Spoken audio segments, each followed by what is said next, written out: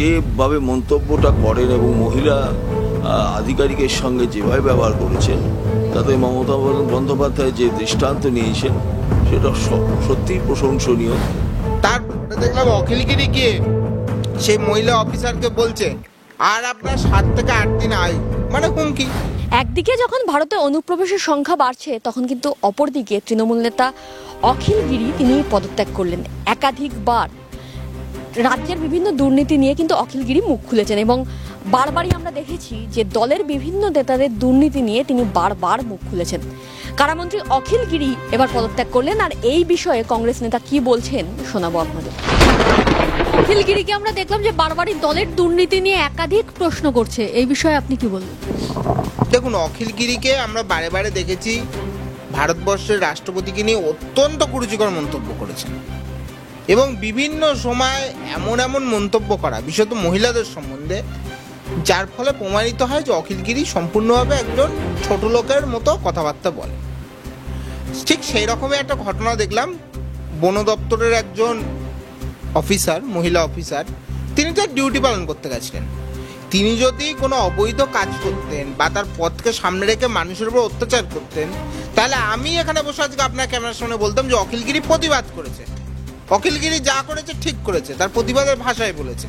কিন্তু তিনি তার ডিউটি করেছেন এবং সঠিক কাজ করেছেন সেই মহিলা অফিসার। তারপরে দেখলাম অখিলগিরি গিয়ে সেই মহিলা অফিসারকে বলছে আর আপনার 7 থেকে 8 দিন আয়ু, মানে হুমকি। পাশাপাশি কি বলছে যে আপনি একজন অসভ্য মহিলা, বেয়াদব মহিলা, এবং আরো বিভিন্ন কথাবার্তা, মানে কুরুচিকর, সেগুলো আপনাদের এখানে অন ক্যামেরা বলতে পারবো না, ফলে বলছি না। এই রকম ভাষায় একজন রাজ্যের মন্ত্রী, রাজ্য সরকারেরই বন দপ্তরের একজন অফিসারকে, মহিলা অফিসারকে গালিগালাজ করছে। তারপরে আজকে তিনি পদত্যাগ করেছেন ঠিকই, কিন্তু এই ভিডিও ফুটেজের সামনে এসছে বলে তো পদত্যাগ হলো। যদি ধরুন ভিডিও ফুটেজ সামনে নাই আসতো, যদি বদ্ধ ঘরে তিনি মহিলাটাকে গালিগালাজ করতেন, তাহলে তো ভিডিও ফুটেজ সামনে আসতো না, তাহলে কোনো পদত্যাগেরও দরকার হতো না, কিছুই হতো না। অখিলগিরি দিব্যি দেখবেন ঝাঁকের কই ঝাঁকেই থাকতো, মন্ত্রী হয়ে ঘুরে বেড়াতো।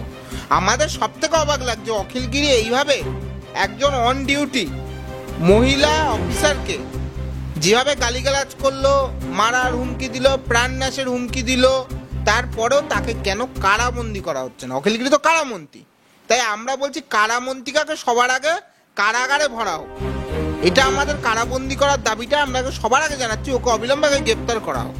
এই সময় কিন্তু দাঁড়িয়ে অখিলগিরি বারবারই দলের বিভিন্ন দুর্নীতি নিয়ে কথা বলছে এবং অখিলগিরিকে যখন জ্যোতিপ্রিয় মল্লিকের দুর্নীতি নিয়ে কথা বলা হচ্ছে বা প্রশ্ন করা হচ্ছে, তখন কিন্তু তিনি বলছেন যে জ্যোতিপ্রিয় মল্লিক যদি কোনো দোষ করে থাকে তাহলে তিনি শাস্তি পাবেন। কোথাও গিয়ে কি দলের অন্যান্য যে সমস্ত নেতামন্ত্রীরা রয়েছে তাদের দোষটাকে তিনি সামনে আনছেন, কিন্তু জ্যোতিপ্রিয় মল্লিকের দোষটাকে ঢেকে দিচ্ছে?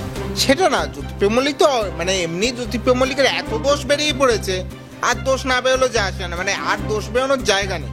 সব রকম দোষ আছে জ্যোতিপ্রিয় মল্লিকের, সেগুলো এক এক করে রোজ আমরা দেখছি, বন থেকে শুরু করে খাদ্য, সব জায়গায় জ্যোতিপ্রিয় দুর্নীতি। কিন্তু যেটা ব্যাপার, তিনিও সেই মন্ত্রিসভার মন্ত্রী, আবার অন্যান্য দপ্তরগুলোকে বলছে দুর্নীতিগ্রস্ত। তাহলে ভেবে দেখছেন সরকারটা কিভাবে চলছে? যে কাজটা করেছে দলের একজন মন্ত্রী হয়ে, সে দলের শাসক দলের যে কাজটা, দখল অভিযান, সরকারি সম্পত্তিগুলোকে রক্ষা করা, সেই কাজে বাধা দিয়েছেন, যে কাজটা ওনার পক্ষে একটা দায়িত্বশীল লোকের করা উচিত না। যেহেতু উনি একটা পশ্চিমবঙ্গ সরকারের একটা পার্ট এবং উনি একজন মন্ত্রীও বটে, উনি যেভাবে মন্তব্যটা করেন এবং মহিলা আধিকারিকের সঙ্গে যেভাবে ব্যবহার করেছেন, তাতে মমতা বন্দ্যোপাধ্যায় যে দৃষ্টান্ত নিয়েছেন সেটা সত্যিই প্রশংসনীয়। এখন উনি রাগের বশবর্তী হয়ে নিজেকে বাঁচানোর জন্য হয়তো অন্য দলে যাওয়ার পরিকল্পনা করছে, তার জন্য হয়তো বিভিন্ন ধরনের অপ্রাসঙ্গিক কথাবার্তা বলছে, যে কথাগুলোর মধ্যে কোনো গুরুত্বই নেই।